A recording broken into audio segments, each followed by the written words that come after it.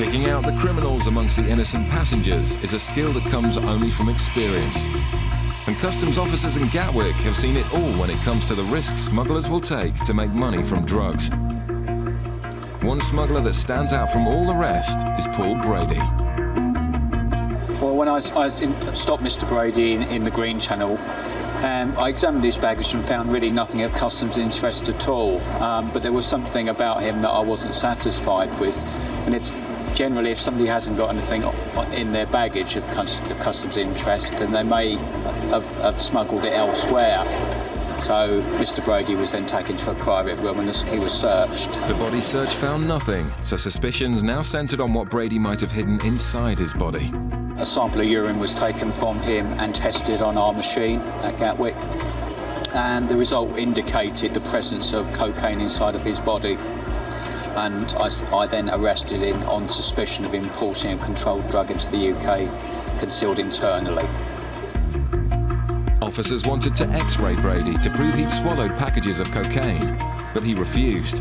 Instead, he was detained in a Gatwick custody cell while officers waited for the evidence to emerge.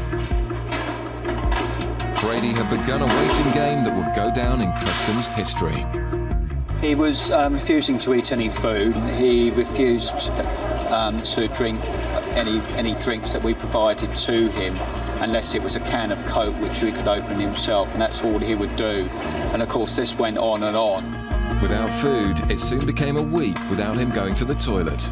But officers had Brady under 24-hour surveillance to ensure none of the vital evidence was missed.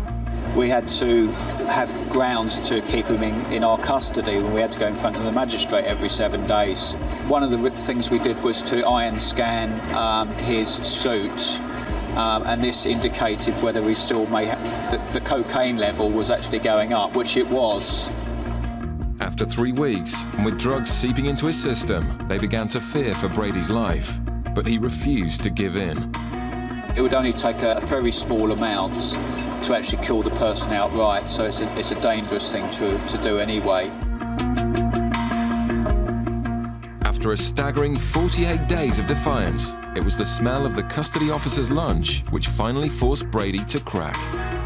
After 48 days, I was actually off shift and I was at home, and I had a call from my main manager at Gatwick, who telephoned me to say yes, he's produced.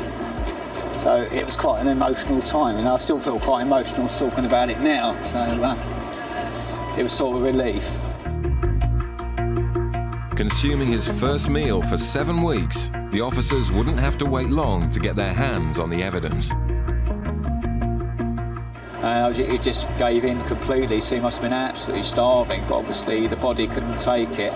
And I had to sit with him along with my colleagues to recover the remaining packages from his body. The stubbornness of Brady was beaten only by the determination of the officers at Gatwick. I mean, give him his due, he gave it a good try, didn't he?